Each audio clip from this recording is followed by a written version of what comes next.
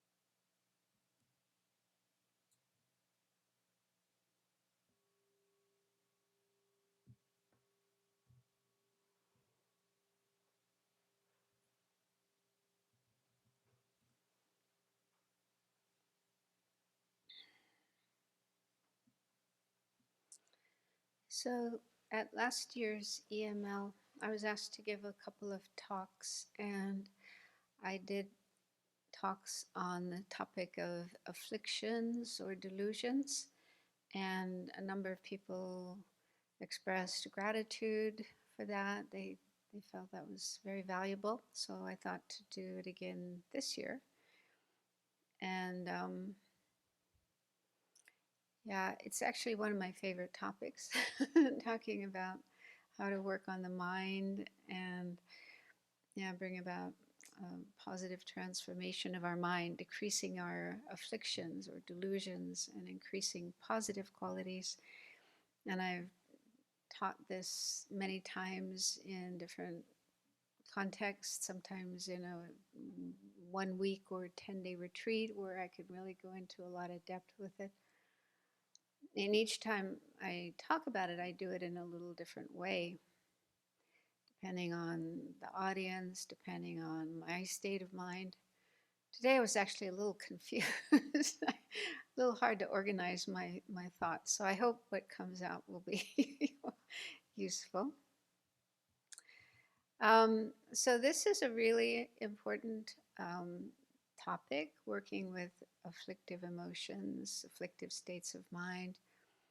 And it's for those who take up monastic life, it's one of the key practices, one of the heart practices that we do, but not just for monastics, it's for anybody who wants to follow the Buddhist path, practice the Buddhist teachings, practice meditation. It's important for us to be aware of and know how to work on afflictive emotions in our mind. And usually we encounter this topic pretty soon when we start learning Buddhism, because Buddha explained, well, like in the Four Noble Truths, the first noble truth is suffering. So there we look at all the different kinds of problems, difficulties, unsatisfactory experiences. And then the second noble truth, the cause of suffering. So what the Buddha explained is the main cause of suffering are afflictions and karma. And of those two, afflictions is the main one. The states of mind such as greed, hatred, ignorance, pride, jealousy, and so on.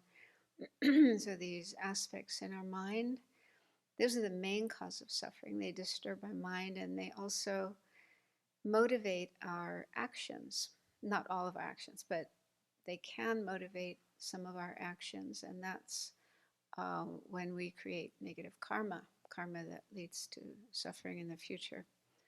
So, yeah, so the Buddha discovered in his own experience that all the suffering in the world, all the problems in the world, and also all the problems in our individual lives, all of these can be traced to afflictions or delusions in our mind.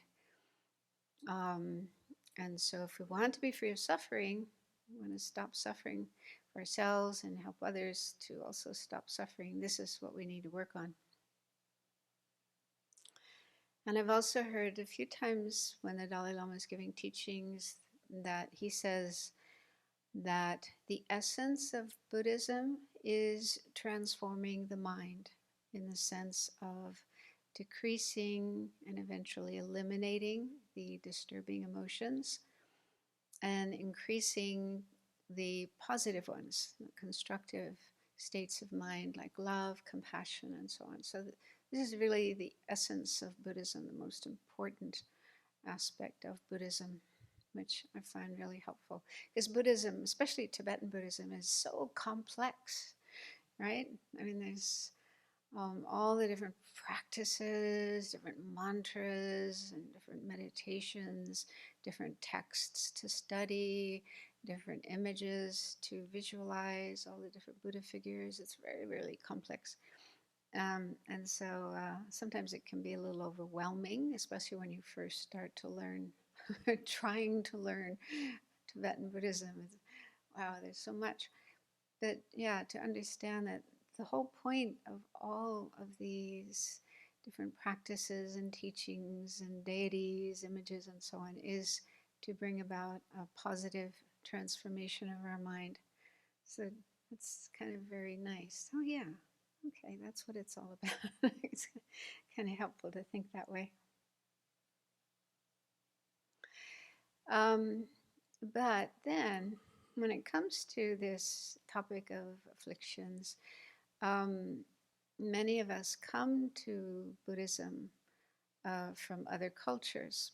Not, we're not raised, most of us are not raised Buddhist. We're not raised in Buddhist families and Buddhist cultures and so on. And then the teachers from whom we are learning Buddhism are usually Asian, where Buddhism has been preserved for um, thousands of years. Sometimes there can be gaps between our way of relating to our mind and our emotions and the way that our teachers do. Have you ever noticed that? Well, maybe some of you haven't really studied with Asian teachers so much.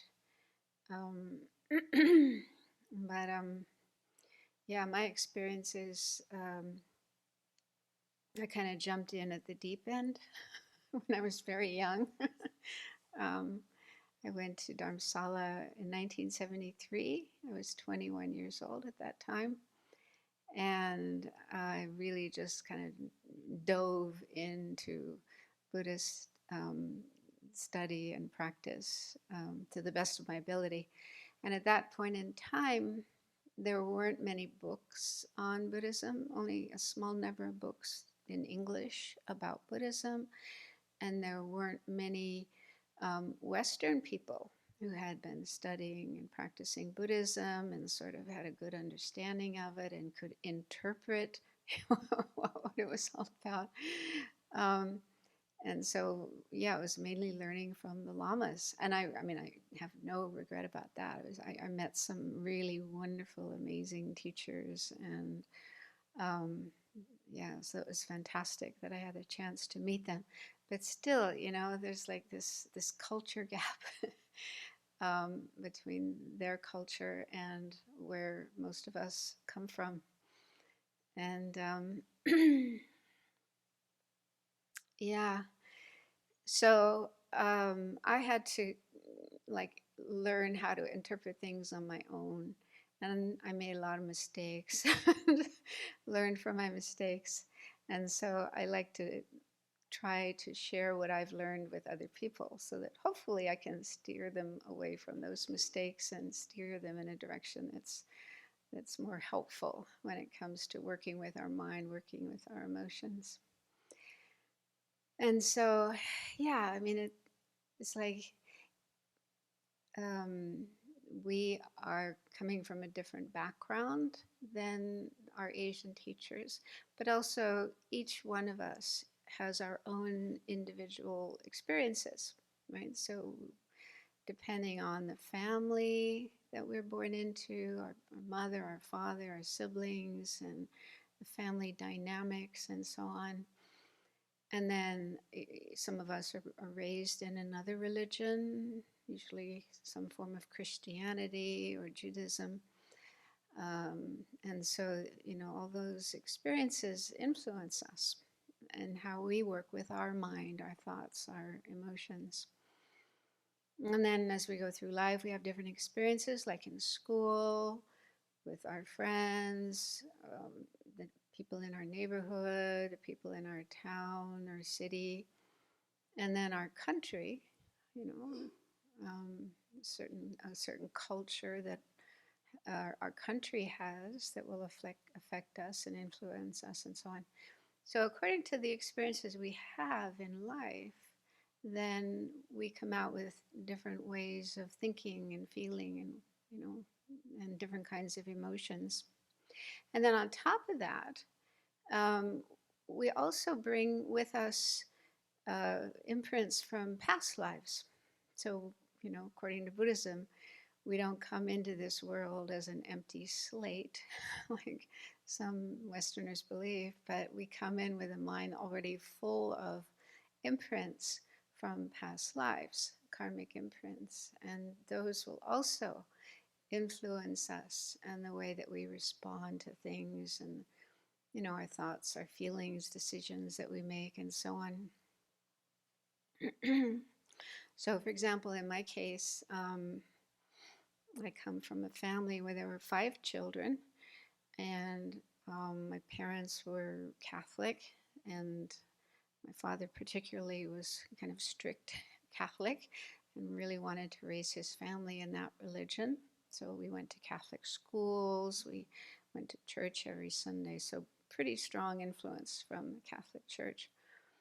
Um, but none of the children actually remained Catholic, although I think most of my siblings still believe in God and have some kind of Christian ideas. But I'm the only one who became Buddhist, and so clearly that didn't come from my family influence or my education or any kind of cultural or otherwise influence. So the only explanation that I can have for that is past lives. I felt very, very strongly drawn to go to India and especially meet the Dalai Lama. I found out about the Dalai Lama when I was about 14 or 15 years old, reading books about Tibet, and I just felt this interest. And when I heard that he was in Dharamsala, then I thought, that's where I'm going. I didn't fully understand why, but it was just like, I have to go there. So, yeah. So we have these imprints from past lives that also affect us, influence us.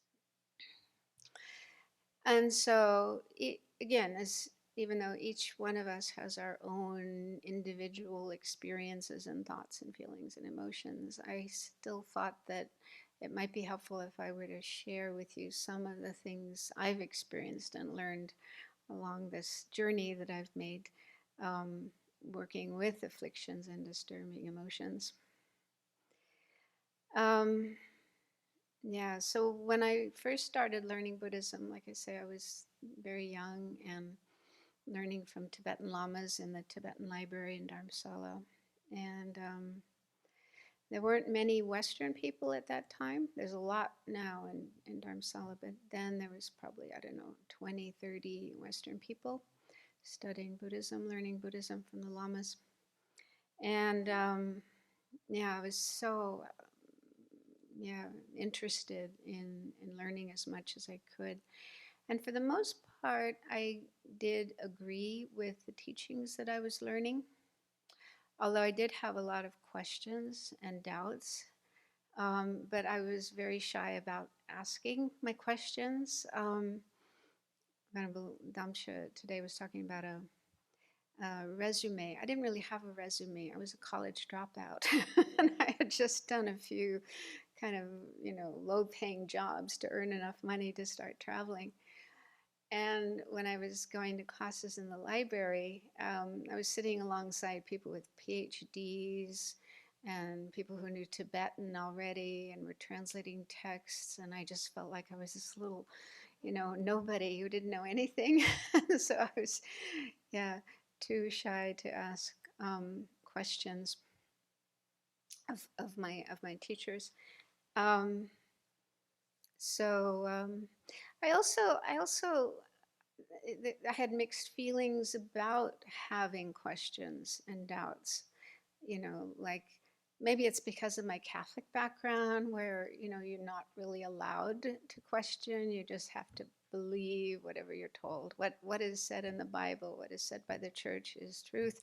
You simply have to believe it. There isn't really much allowance for having doubts and questions.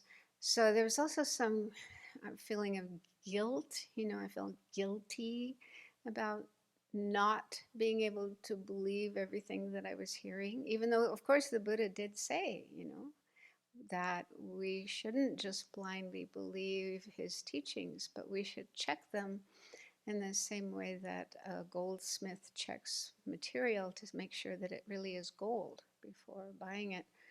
Um, so the Buddha said that we should check his teachings, but still, yeah, I had those guilty feelings, and and I think too, I wanted very much to fit in with this group of people that I had encountered, the Tibetan lamas, the monks, the nuns, and the Western people who were uh, learning and practicing Buddhism. I wanted to be part of that group.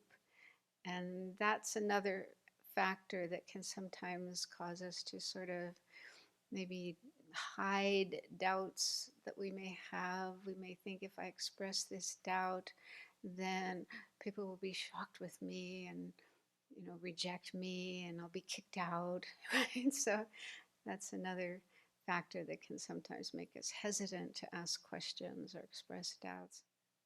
So yeah, it's not a good idea to do that. Um, Again, the Buddha himself said that we should question and explore and investigate his teachings, and also the Dalai Lama. Especially in recent years, I've heard him say this as well. He even says things like, we should be 21st century Buddhists. I think he's mainly talking to the Tibetans because they tend to be very, very devotional, super devotional, like just, whatever the Lama says is true. So he said, no, you should, study and think and investigate and ask questions. So he's very much encouraging that. um, so yeah, that's one thing I would like to say. If you do have doubts or questions about the teachings, it is important to investigate them, explore them, ask questions of your teachers or older students if there's something you don't understand, something you have doubt about. But also, on your own, in your meditation, you can investigate things that you have doubt about and try to come to a conclusion. It may take a while, but I mean, one thing I find helpful is to just ask myself, okay, if there's some thought in my mind like, I don't believe that, or I don't accept that, then I ask myself, why? Like debating with your own mind. Why do you not accept it? And sometimes there's no good answer. It's just like, I don't know. I just don't feel like it. It's just some vague feeling. But it's really good to probe into that and investigate that. For example, one example, um, most of the Buddhist teachings I was quite okay about, but one of the things that I really didn't like was hell realms. and, and it's like I thought, oh no, not this again. I left behind Catholicism. Buddhism is so wonderful, but they still have hell realms. And so, yeah, I really had a hard time with that. I wanted to reject that. I didn't want that to be part of um, of Buddhism. And so, when I looked at my mind and explored, why do I feel this way? Yeah, it was just like I don't want them to be there. But then I checked. But not wanting them is does that make them non-existent? Just because you don't want something, does that mean it doesn't exist? And so, and then yeah, what I found helpful was to think about examples of extreme suffering right here in this world, like people being tortured, or people who are caught in a fire. Yeah, like the building is on fire, house is on fire, and they get burned, and their whole body's covered with burns. And so there are cases right here in this world of people, and also other beings like animals, who experience hell-like sufferings. Yeah, really unbearable, horrible, painful experiences. Yeah. So I thought, well, those exist. You can't deny the existence of those. You may want them to not exist, but they're there. They do exist. And sometimes they can go on for a long time. Sometimes people are in prison for a long time and treated horribly, tortured, and so on. And so I thought, well, that's like hell. And if that kind of thing exists here in this world, then why isn't it possible that it could exist in another world? There could be other places, other realms where that kind of thing is going on, even in a greater degree.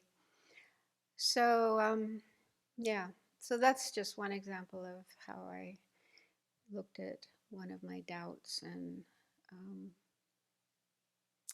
managed to overcome it. So it's better to do that than to try to like deny, repress, ignore, shove it under the carpet, like we say, because it won't go away. It might go away for a while, but it'll come back. It'll keep coming back. And if it comes back at a time when maybe you're going through some other kind of difficulties happening in your life, and then this doubt comes up that you never really resolved, it's possible that it could lead you to just give up altogether, walk away. That does happen. So it's better to face doubts and deal with them. Anyway, so back to the topic of afflictions.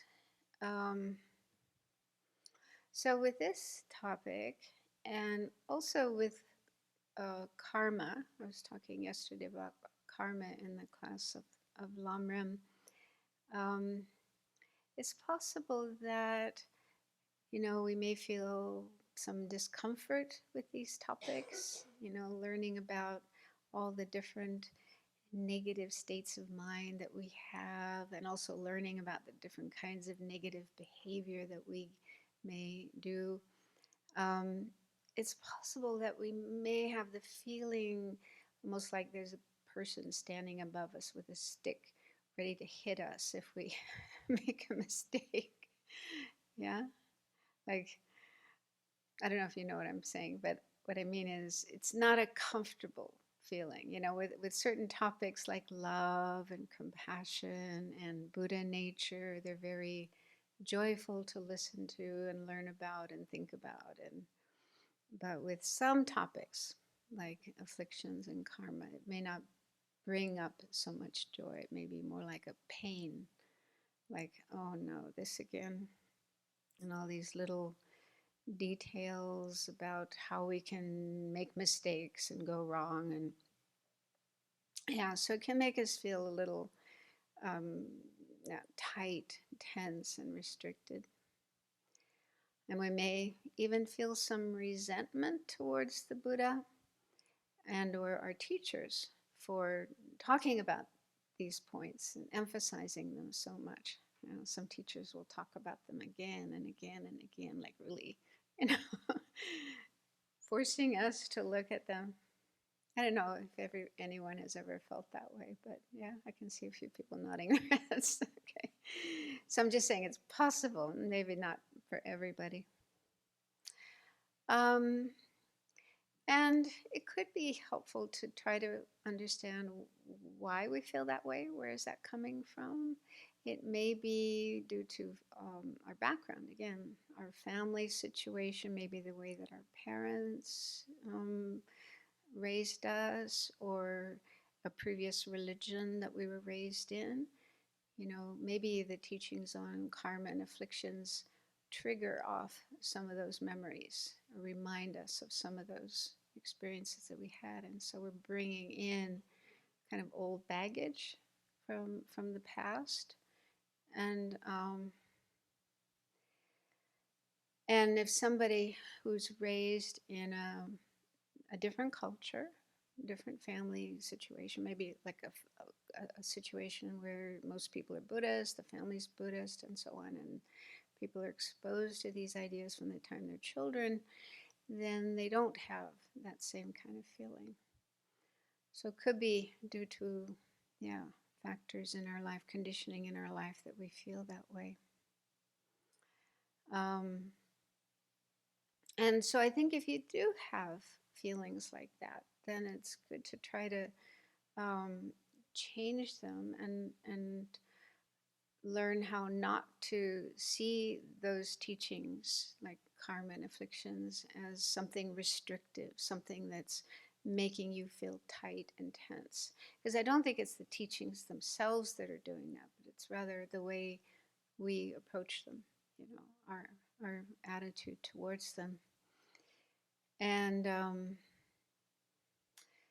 I think a better, healthier way of seeing those kind of teachings, it's in the teachings. It says there's an analogy that the Buddha is like a doctor, a physician, and the Dharma is like medicine.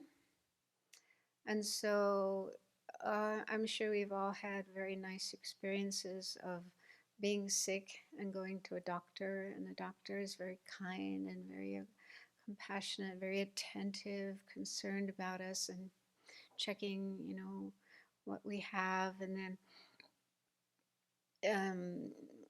diagnosing, giving a diagnosis and medicine and treatment and advice, how to recover from the illness or the injury that we have. And so the Buddha is similar to that. The Buddha is pointing out to us that we have problems, mostly internal. Like in our mind is afflicted by different kinds of disturbing emotions. And these can also spill over into our actions, into our life, and we just experience a lot of problems and difficulties. So this is the situation that we're in, and the Buddha simply, you know, explaining it to us, pointing it out to us, like giving a diagnosis, and saying that the cause of all these problems lies within our mind, with afflictive emotions like greed, hatred, ignorance, and also our actions that are motivated by those. So just like the doctor, you know, telling us, you know, this is why you're suffering, this is what's wrong with you, and here is the cure, here is the remedy to that situation. And so all the teachings on how to work on our afflictive emotions, how to decrease them, and also how to adjust our behavior so that we avoid doing actions that are destructive, harmful, the cause of suffering, and instead engage in those actions that are virtuous. So I'm just giving that advice in case anyone does have that feeling of discomfort with regard to the teachings on karma and afflictions, then it might be helpful to try to adapt a different perspective on them, what these teachings are really for, so that hopefully we can come to feel a sense of joy, feel joyful that we have the chance to learn such teachings and apply them in our life, rather than feel like it's a burden and it's something we have to do, but we don't really want to do. Does that make sense, what I'm saying? And yeah, I feel like I have seen that. I have observed that in my um, the times I've spent with people in Asia, especially those who were raised in a Buddhist culture, Buddhist family, and so on. So they really have a lot of joy and appreciation for their opportunities to learn the Dharma and practice the Dharma, because they can really see how valuable it is, how beneficial it is. Um, and also, another mistake people sometimes make with regard to these teachings on karma and ethics, working on afflictions and so on, is to see them as kind of rules imposed on us from the outside, as if, the Buddha invented all these rules, what's good karma, what's bad karma. And some people may even have have the idea that, if we disobey these rules, it's the Buddha that punishes us. Yeah, so that's completely incorrect. And I think it's pretty clear that having that kind of view is probably carried over from um, experiences we may have had earlier in life, like raised in Christianity or Judaism. So there are some similarities, yeah, between, say, the 10 Commandments in Christianity and the 10 non-virtues taught by the Buddha. They're kind of similar, but it's a very, very different framework, because, at least the way that I was raised, the story is that, God gave these 10 Commandments to the people and said that if they obey them, then that's very good. If they disobey them, then they will be punished. And usually it's at least the understanding I had, the one who punishes is also God.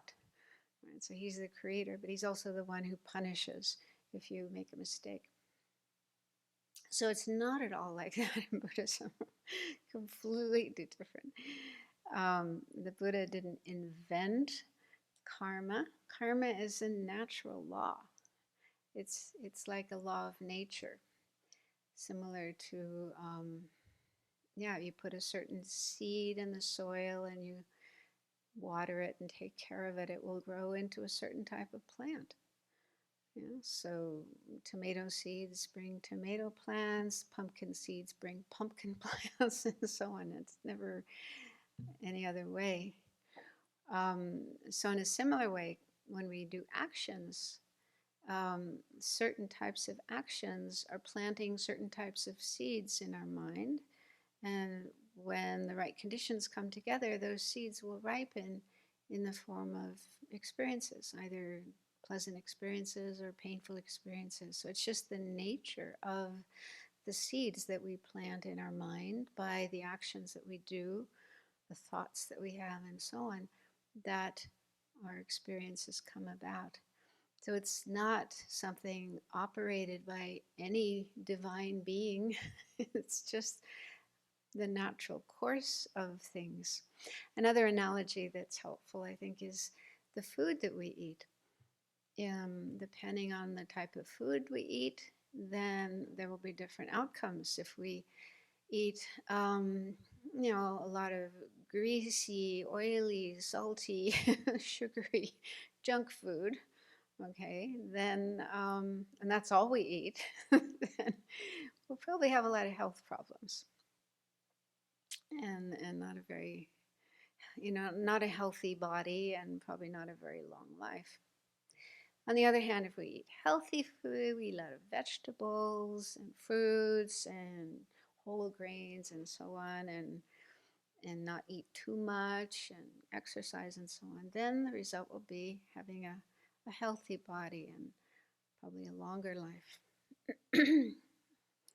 And so, whether you are healthy or unhealthy as a result of your diet is not decided by anyone else, like God. It's just the natural result of what you're putting into your body, what you are consuming. And so it's similar with our mind. According to what we are doing with our mind, what kind of thoughts we have, and what kind of actions we do motivated by our thoughts, then we are creating for ourselves different kinds of outcomes, different kinds of experiences. Okay, so just in case anyone still has some discomfort about karma being similar to other religions' explanations, then those are ideas that hopefully can clear that up. And again, to think of Buddha as he's not the creator of karma and the punisher of those who don't follow karma, but rather a doctor who is able to recognize what we are suffering from and give us the cure, the remedy, the medicine. So he's just trying to steer us in a good direction. He's trying to steer us away from situations where we would have suffering and problems and steer us in the direction where we would have greater happiness, well-being, peace of mind.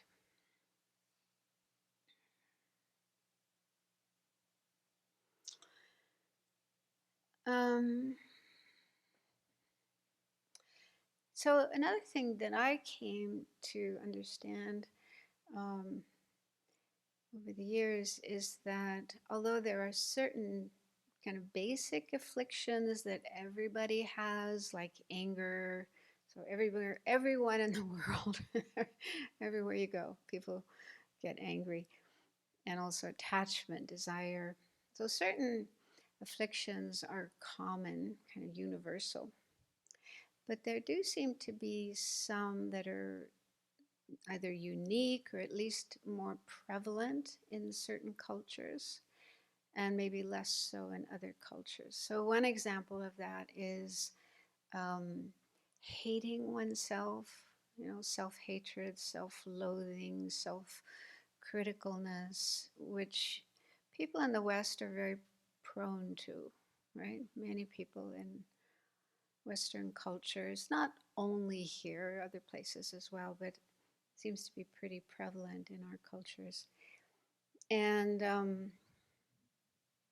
yeah, in my experience, I think I had this my whole life, and I didn't even know it until I didn't even realize it until maybe 20 years after I started learning Dharma. So even the first 20 years of my career, as a nun, I was indulging in a lot of self-hatred, and I didn't even know it. I didn't even realize it. Because I never heard anybody talk about it. They talk about greed, hatred, and ignorance, but it's always about hating others, being angry at others. I never heard any teacher talk about hating yourself and how that's unhealthy. So I didn't, yeah, it took me a long time to recognize it in myself. And also, if you do have that tendency to be self-hateful and self-critical, certain aspects of the teachings could even exacerbate that.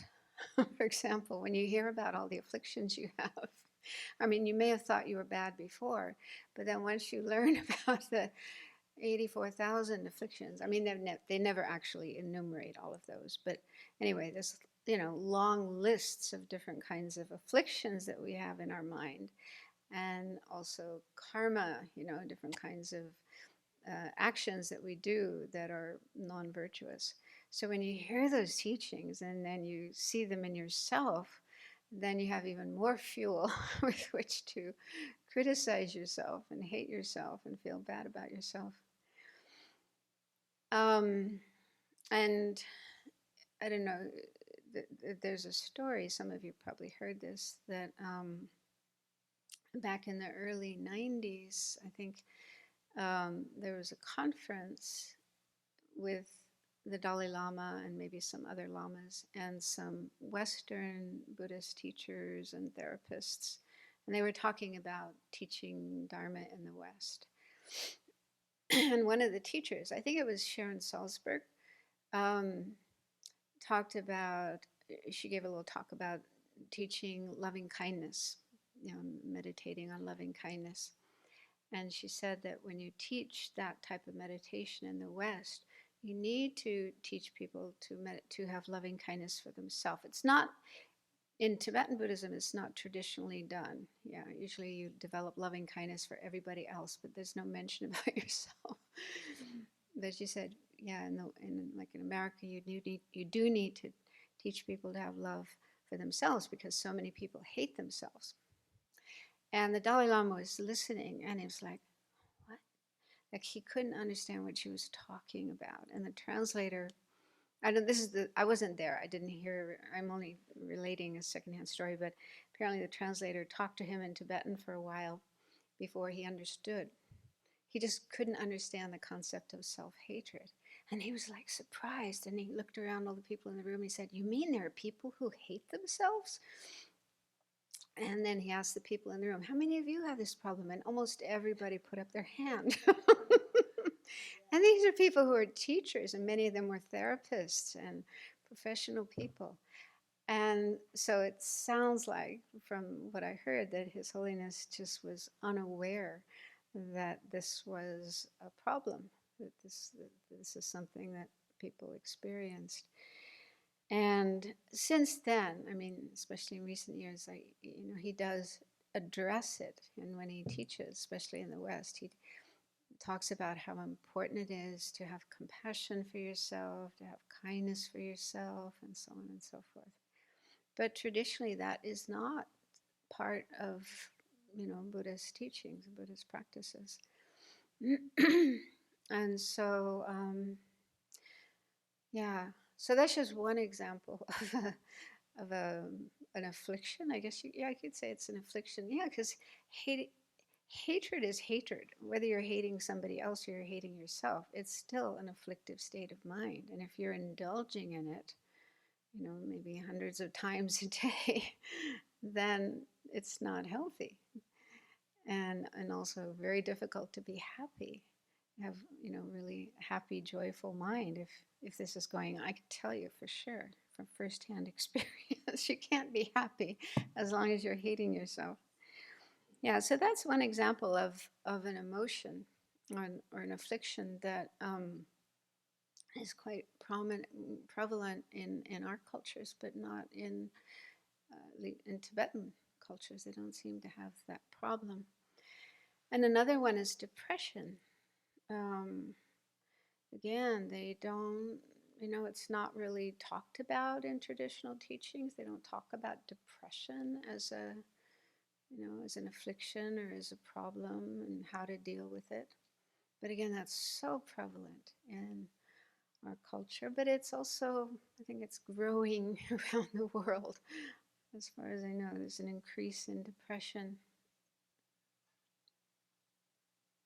So these are just things to keep in mind when we're approaching this topic of afflictions, the way they're traditionally presented in Buddhism, traditional Buddhist teachings by traditional Buddhist teachers and so on. There may be gaps, like I said in the beginning, gaps that, aren't always filled. And also the whole view, the whole attitude about emotions, like how to relate to emotions can be different. There's a man named Rob Priest who I got to know back in the 80s when I was living in a Buddhist community in England. And he was one of the people in the community as well. And he was a very, intense student of Buddhism. And he went to Dharamsala actually, and did retreat for 5 years. He stayed in retreat, solitary retreat for 5 years up in the mountains above Dharamsala. And then I mean, he found that experience very valuable, but he had the feeling there were certain aspects of his mind and his emotions that weren't dealt with, in spite of all the practices that he was doing. And he went back to England and studied psychology and became a Jungian psychologist. Um, yeah, to have a better, and partly for himself, to have a better understanding of his own mind, his own emotions, and also to be able to help other people. And he's written quite a few books. I haven't read all. In fact, I don't think I've read most of his books, but there's one of his books, which is called Feeling Wisdom, where he's talking about, yeah, some of these differences between the way traditional Buddhist teachers and teachings talk about feelings and emotions and the way they're understood in the West. And so in that book, he quotes one Tibetan Lama who said, "Being in touch with our feelings could be doing us more harm than good. In Asian culture, the question, 'How are you feeling?' is not asked because of understanding that the emotions are fickle and changeable." And I heard Lama Zopa Rinpoche talk about that as well. It's very common in our um, culture, when you meet somebody, "How are you? How are you feeling?" To ask that question, right? So apparently, I don't know, according to this law, according to Lama Zopa, that isn't asked. It's not considered important. And it's because feelings are fickle and changeable. So I do agree that feelings, emotions are changeable. They are impermanent phenomena, so they don't last. And in fact, that can be a very helpful strategy for working with disturbing emotions like anger and attachment. If you just remind yourself, this is something impermanent, it's not permanent, it's not going to last forever. So that can be a very helpful way of, dealing with and even letting go of that emotion. But on the other hand, I think many people, from our cultures, are carrying unresolved problems. And in some cases, these may have started in our early life as, young children, including, emotional wounds and even trauma. And if we haven't resolved those problems and then we encounter a statement like that, that, oh, don't care about your feelings, they're fickle and changeable, they're not important, then that can lead us to repress, deny those emotional problems. And then they don't get resolved. And this definitely does happen. And in fact, there's one Western psychologist, John Welwood, British man, who's also a Buddhist meditator and teacher. And he coined the term spiritual bypassing. Have you heard that term, spiritual bypassing? So, this is a tendency to use spiritual ideas and practices to sidestep or avoid facing unresolved emotional issues, psychological wounds, and unfinished developmental tasks. So, I think what can happen is, and does happen, that people, Western people, for example, you know, uh, meet spiritual teachers and start learning and practicing and getting very deeply involved, spending a lot of time with these spiritual teachings and practices, but they're avoiding dealing with things within themselves, certain emotional issues and problems. And these things don't go away by themselves. They don't just disappear. They may come out later in other forms like illness. It could be, manifest as physical illness or ailments. They could manifest as emotional or mental problems or problems in relationships, like with your teachers, with your spiritual friends, and so on. So, yeah, we can't really bypass them. We may try to, and we may manage for a while, but eventually we will have to face those. And if and when those emotional problems do come up, and they're kind of on the surface of our mind, is it definite that our teachers, if we have like Asian teachers, Tibetan teachers, and so on, will they be able to help us with these problems? Maybe, maybe not. So in the book, Rob, poses that question. He says, should we expect Tibetan teachers to understand and be able to guide us in our emotional and psychological life? They don't experience what we do growing up in the West with the psychological pressures that we experience. They don't have our emotional wounding and haven't been educated in the psychological language of the West. They have their own way of seeing emotions and a very different psychological makeup than ours. So difficulties can arise if we assume they understand and can solve our emotional problems. So I think it depends on the teacher. Some teachers may be very in tune with our emotional issues and able to help us and guide us, but not all. I know one nun who, she became a nun pretty young and was staying in a Dharma center with her teacher, and she suffered from depression much of her life. And when she tried to talk to her teacher about her depression, he would just say, "Just be happy, just be happy." um, and another Tibetan Lama I know who lived in the West actually for many, many, many, many years, knew English very well, and he said he heard people talking about depression, and he tried to understand what depression was about. He'd listen to what they were saying and he'd try to understand, but he just didn't understand. He couldn't get it, what depression is. So, yeah, those are examples of how it's possible.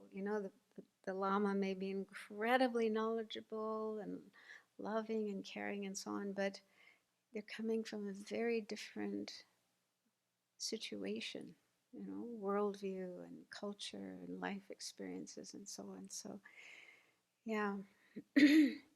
And a friend of mine who's a monk in Germany, he said there was one Lama who visited Germany at one point, and this Lama was like a renowned healer. He was, I think, psychic, clairvoyant. Yeah, that's right. He was actually known for clairvoyance, so he could really understand people's problems and be able to heal them. But when he was in Germany, apparently he said that he could see that people were suffering, but he didn't understand what their suffering was. He just wasn't able to recognize and understand their suffering. So it was hard for him to help these people.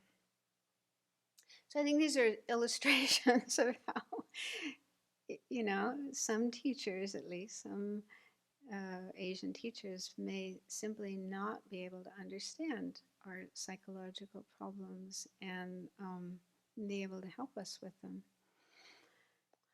So anyway, I'm just going blah, blah, blah.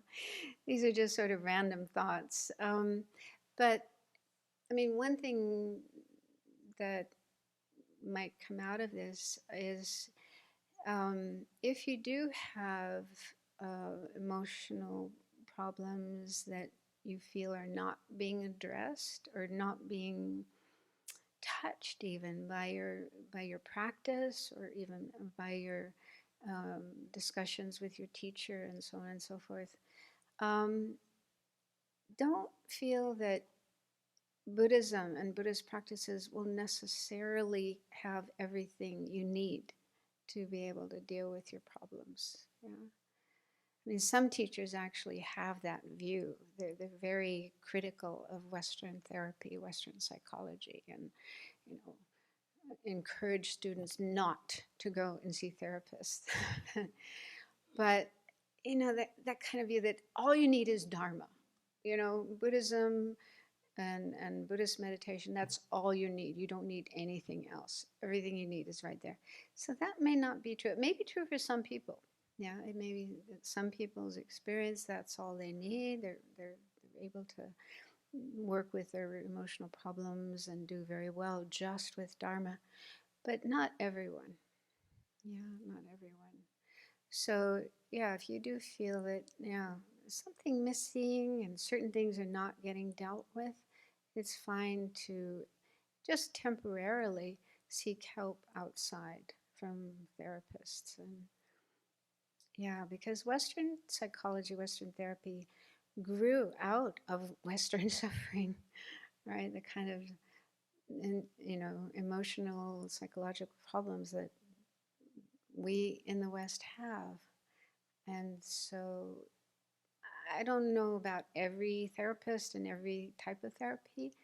Uh, there may be some that are not helpful, but I myself have had experience talking to therapists and have found it very helpful as a temporary thing, not like something you have to do for years and years and years, but just to deal with certain issues that you may not get help with through your practice or by talking with your teachers. But I do definitely think that there's a lot in Buddhism. I really, really love the Buddhist methods, especially in Tibetan Buddhism, the methods found in Lojong, thought transformation, how to work with the mind, how to work with different disturbing emotions, incredibly helpful. But what I'm trying to say here is that, we may need to look in different ways rather than the very strict, straightforward teachings as they've been handed down from our, Indian masters and Tibetan masters. Does that make sense, what I'm saying? And nowadays, of course, things are different than 50 years ago when I first started learning. There's a lot more teachers who are familiar with these practices, have worked through them, and can guide students away from the difficult areas, and also some really good books. So in my experience, one of the things that's been most helpful in working with disturbing emotions, afflictions, is to just see for myself how they are problematic, like to look into my experiences and recognize that, yeah, this state of mind um, makes me suffer short term and long term. It creates lots of problems. So I feel that when I see that for myself, then it's very empowering, because then I feel I want to do something about this, as opposed to my teacher says or the Buddha says this is negative and I shouldn't feel this way. Sometimes it can sound like that, and then it's more like coming from outside. Yeah, somebody else's rules, somebody else's statement that this is wrong, and even the language that's used sometimes, negative or evil, or words like that are rather jarring and can again contribute to a sense of self-loathing and self-hatred and feeling bad about yourself. I'm a bad person because I have anger, and that's not helpful, right? Instead, it's much more helpful and much more empowering to see, like, to explore anger, that particular state of mind. What happens when there's anger in the mind? What happens to my mind? What happens to my body? What happens to my way of doing things, dealing with people, and so on? And then if I can see for myself that, oh, this isn't, this is yucky. I don't like being this way. It's not good for me. It's not good for others. Then it's like, I want to free myself from this. I want to learn how to manage this and free myself from it. So, yeah, so I think doing that kind of practice for me has been much more effective than just like doing work, working on anger because the Buddha said it's something negative. Does that make sense? So I thought we could do a little meditation related to this, and then have a discussion about it. So make yourself comfortable. Try to sit with your back straight. And if you're feeling sleepy because it's middle of the afternoon and kind of warm, then it might be better not to completely close the eyes, but leave them open a little bit so there's light coming in, and that can help you to stay awake and alert. But just have your eyes looking down onto your lap or the table in front of you.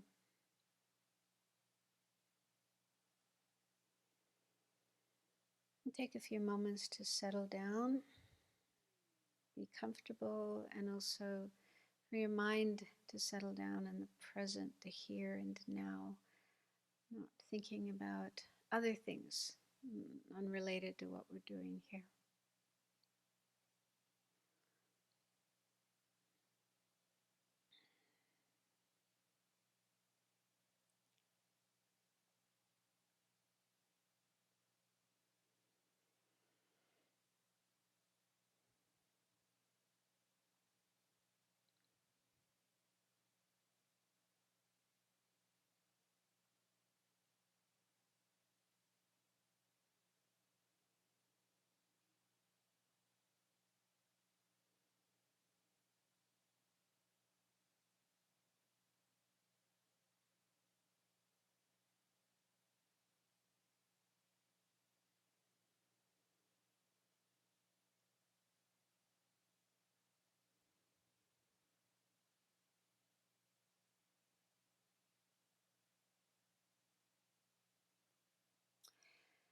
So now I'd like you to think of an affliction that you sometimes experience.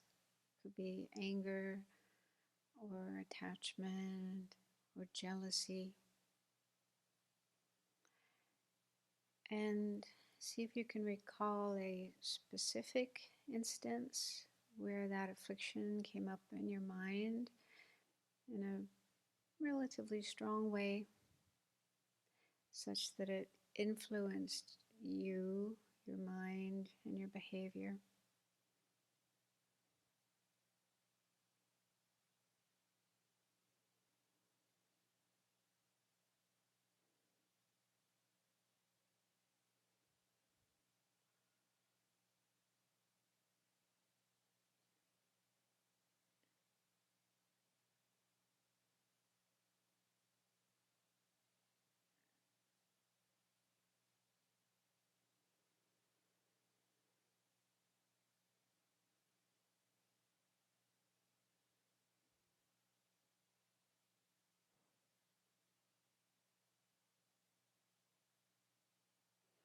So try to remember how you felt at that time. What did it feel like to have that particular state of mind in your experience?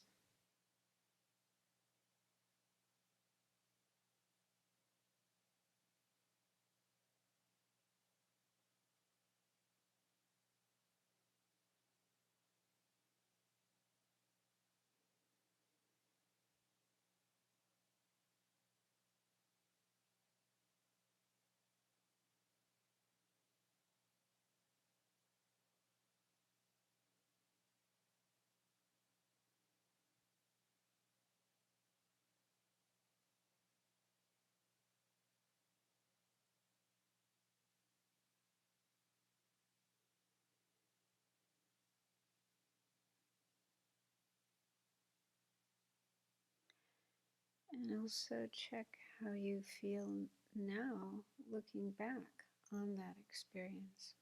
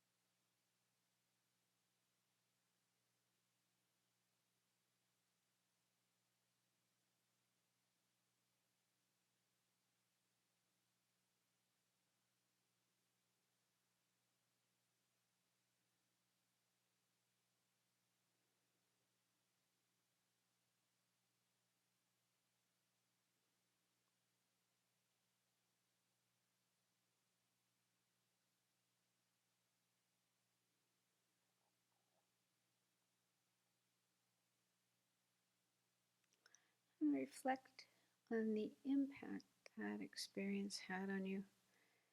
Did it leave a lasting positive imprint on you? Did it lead to lasting happiness or satisfaction or building a sense of meaning in life?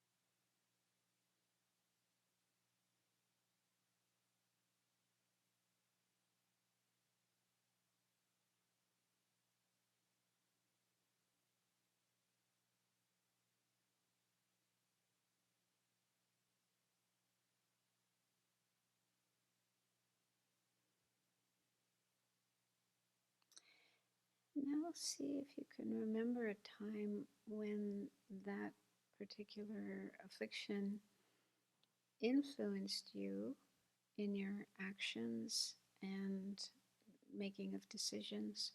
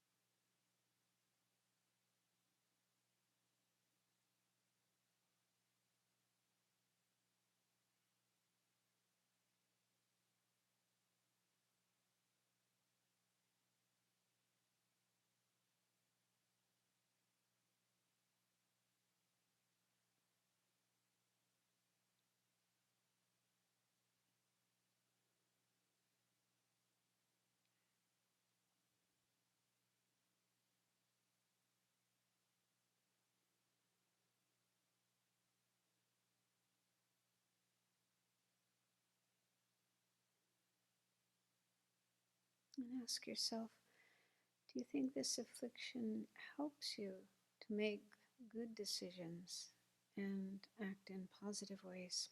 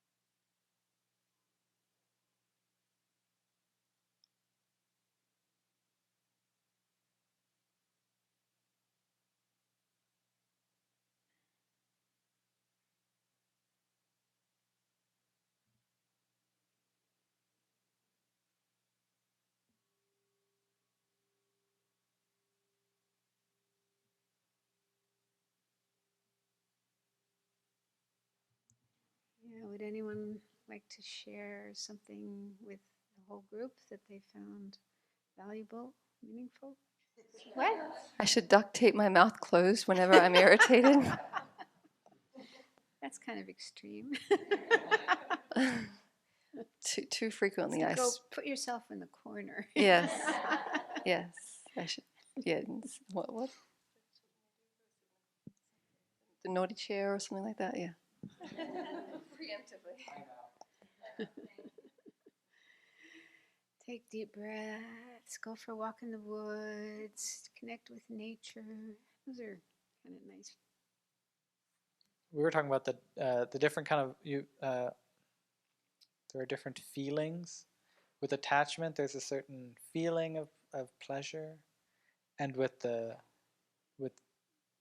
good meditation session, there's a different feeling of pleasure. And so, like the afflicted kind of pleasure is much more like it's a lot more excitement, like a lot sort of like nervous energy. And the pleasure for meditation is not like that. Mm-hmm.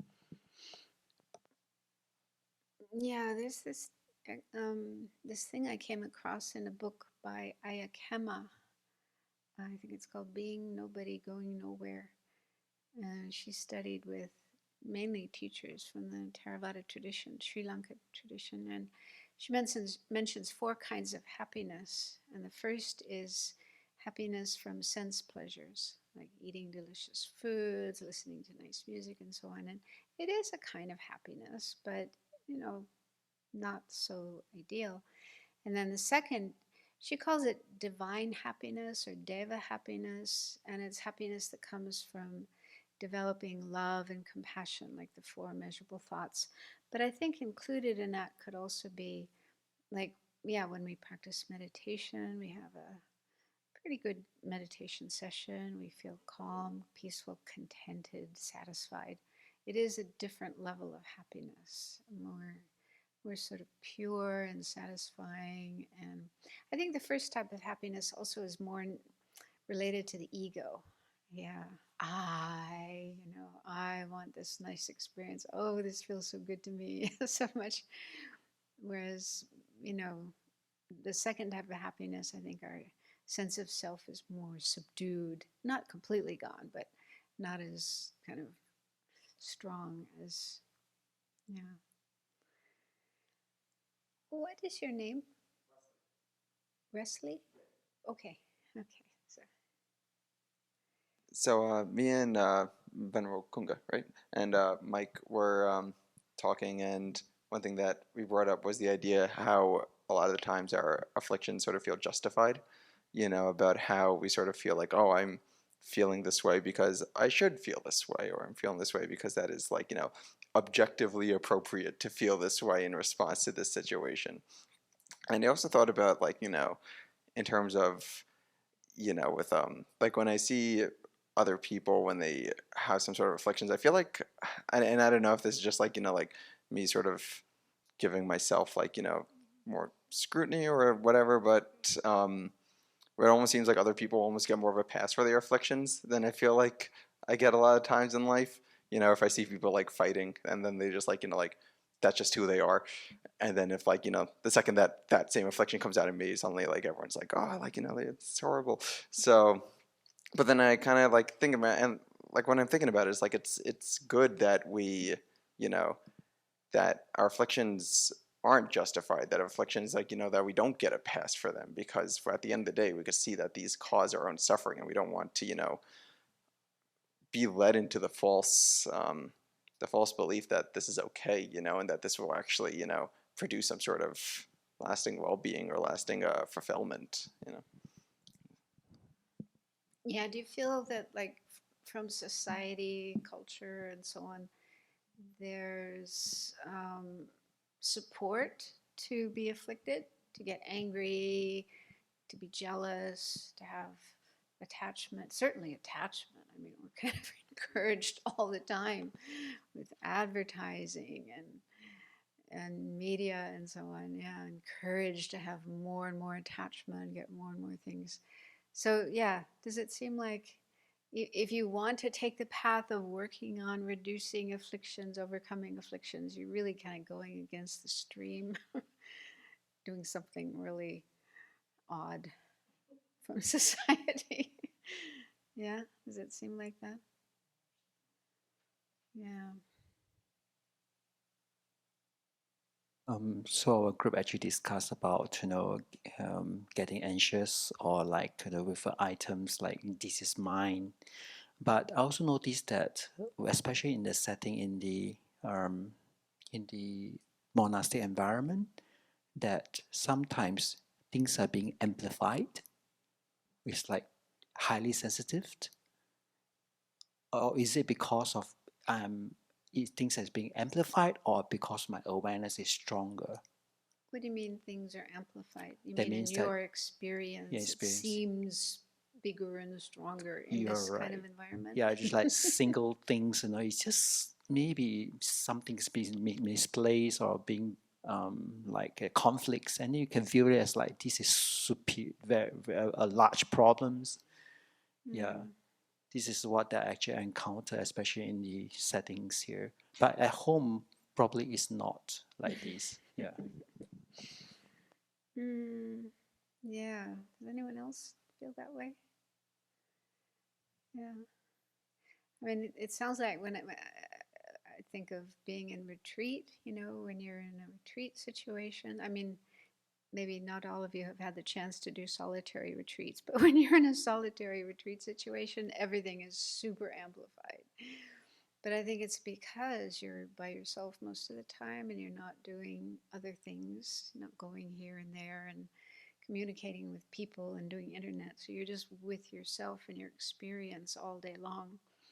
And so, yeah, when every experience is very sharp and profound, and yeah, something painful is super painful and something wonderful is super wonderful. So it's probably similar in a monastic environment, which is like a retreat situation, except that there's more people, more activity, but very different from being in the city or so-called the normal world. And because doing so much practice, spending so much of the time practicing or listening to teachings, things related to the Dharma. So I think it just makes us much more aware of what is going on in our experience. Whereas out there in the world, there's so much going on around you, something can happen and you're not as aware of it. It's there, but there's so many other things to distract you and take your attention away. So it's just one little blip on the screen.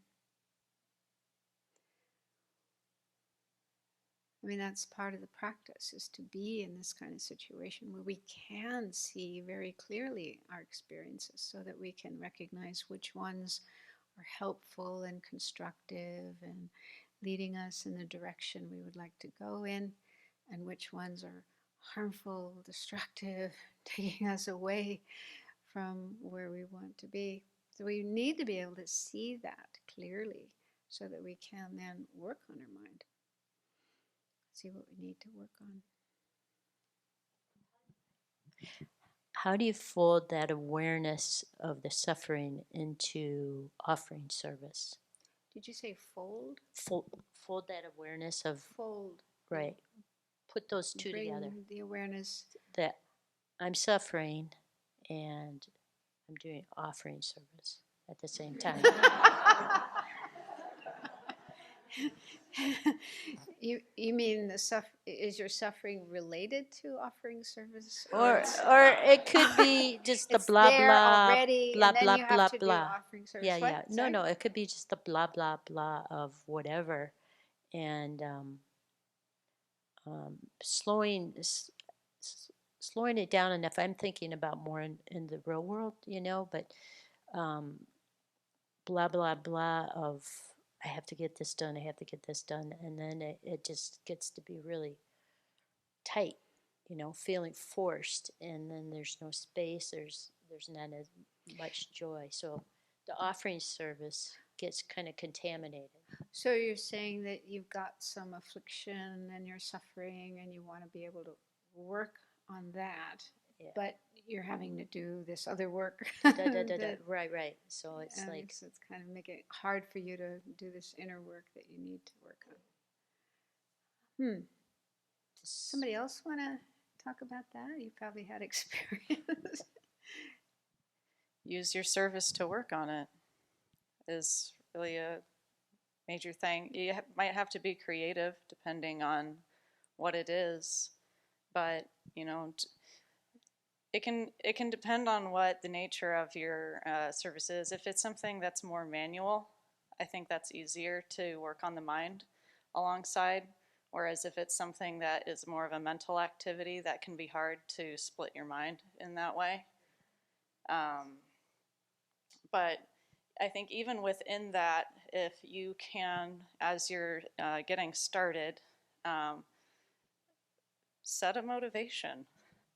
Really, think about what it is that you're working on and what's going on with yourself, and find a way to, turn that into an expression of joy in whatever it is that you're doing. And a really creative mind can relate anything to anything else. And so really lean into that, and you'll find a way to work through whatever it is.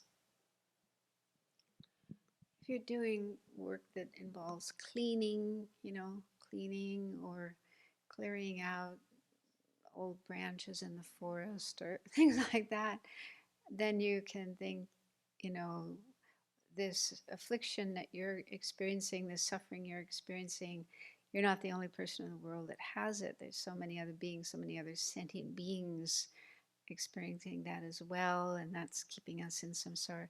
So as you're cleaning away the dirt or taking away the old branches, you can relate, connect that with this kind of affliction and this suffering and feel like I'm clearing it away. May I clear away, clean away, get rid of this kind of affliction and this kind of suffering in the minds of myself and all other sentient beings. Would that work?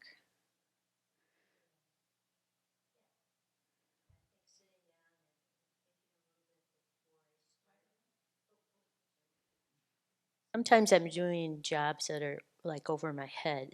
So I think settling the mind first can help with that.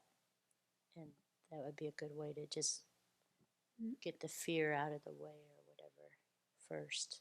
Clear that away, sit before the task, and just keep to one task at a time. Daniel? I wanted to mention too, thank you, that if you're working or if you've been asked to work on a task and something is arising, I think it's okay if you feel comfortable to talk about it. This is a safe, comfortable environment. We all have afflictions. We may not be experiencing the same thing, but I think we all can recognize the need for compassion and care. So if you do need help or you're uncomfortable, I think, find a skillful way, if you can, to express that, and don't be afraid. It's hard, but we can do it. Yeah.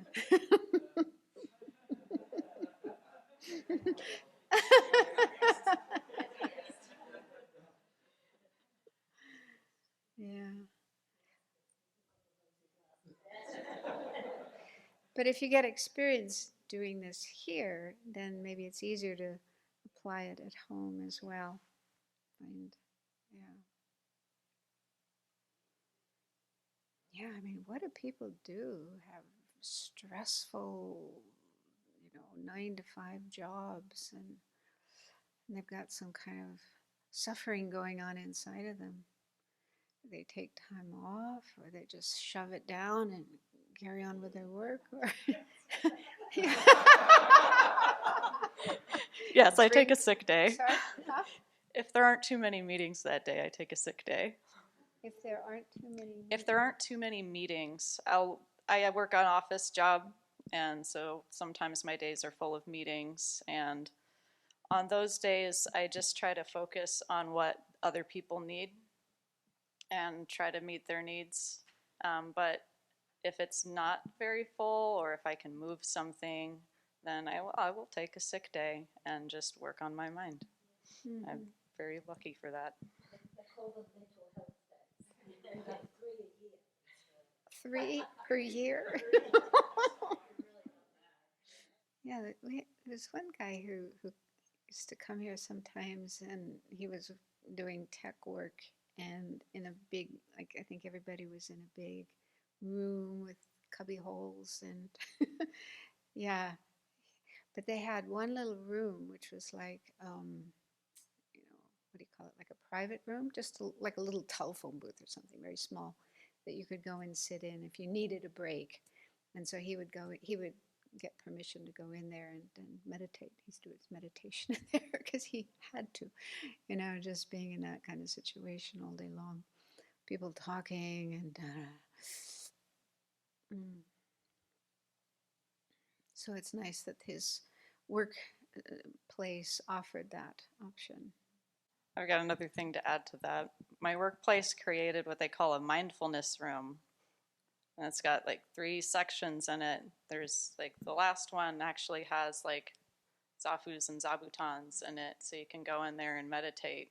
And then there's different sections that have like chairs and that's really things nice. like that. It's really a nice space. Yeah. Is that in the military? No. Okay. I've been out of the military for a while now. No, I see. Okay. This is at like a State Department building. Are you seen as weak though by going into a room like that? That other people would see you doing it and get labeled? No, there isn't any stigma attached to going into the mindfulness room. No, they want you to scan your badge before going in so they can track not who's using it, but to ensure that it's being used enough to warrant using that, because they could have 3 executive offices there instead of a mindfulness room, but instead they're maintaining it as a mindfulness room.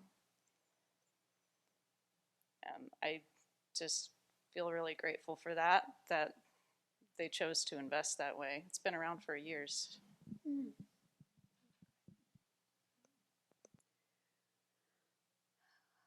Okay, we got a few minutes left. Yeah, I just want to comment on like those ideas of like mindfulness rooms, because it's always like I feel like a little bit weird of like almost like a double-edged sword in a way, because like yeah, it's very nice that we have those and everything that, but at the same time like it almost feels like they're there to keep us like almost like complacent towards like any practices that are causing us to get that stressed and angry and whatnot in the first place. And that's why I feel like I guess it goes back to like what I was saying before about like these afflictions being justified, but then like sometimes it kind of makes you wonder. It's like, well, if there are actually injustices here that are causing us, or that are causing people to have these sort of, have this sort of stress and have this sort of suffering in an environment, it's like, is it better to just be complacent about it, or is it better to, take action? And I guess it depends on your, your motivation. I guess it, it's better to act out of, love and compassion rather than anger. But at the same time, I feel like a lot of people can't access that. And then I feel like, the sort of injustice just sort of persists,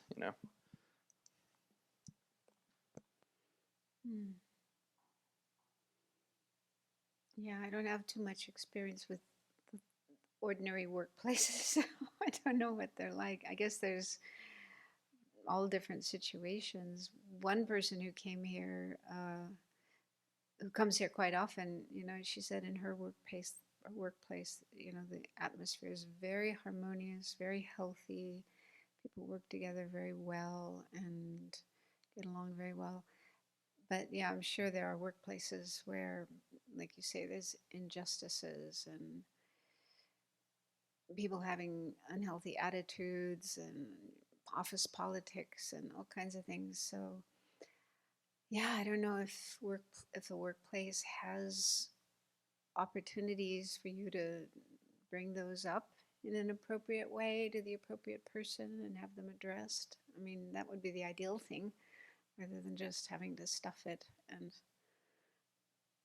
nurture resentment and so on. So is your workplace like that, or is you have the opportunity to talk to somebody about problems? Kind of.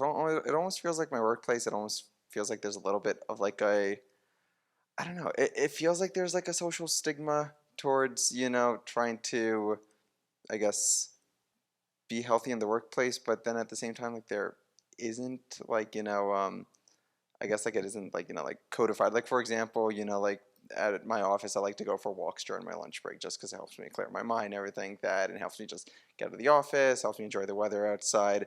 But I'm the only one in the office that does that. So, and everyone else just works through their lunch break. And so like, I've never gotten in trouble for it. No one ever called me out for it. No one ever said, hey, Wes, you're not supposed to be doing this. But at the same time, it kind of feels like I'm the only one doing this. Meanwhile, everyone else is working. There has to, people have to see that as a problem, even though they can't say it, so, like, because, Maybe they don't. Maybe it's your imagination, and you shouldn't worry about it. Oh, yeah, and that's the as thing long I as do. nobody's saying anything. Yeah, You're not doing anything wrong. Mhm. Yeah. I do, and no one comes. They always say, like, oh, no, I got, like, work to do. I'm like, so do I. Yeah. Well, they're probably eventually going to suffer for doing that.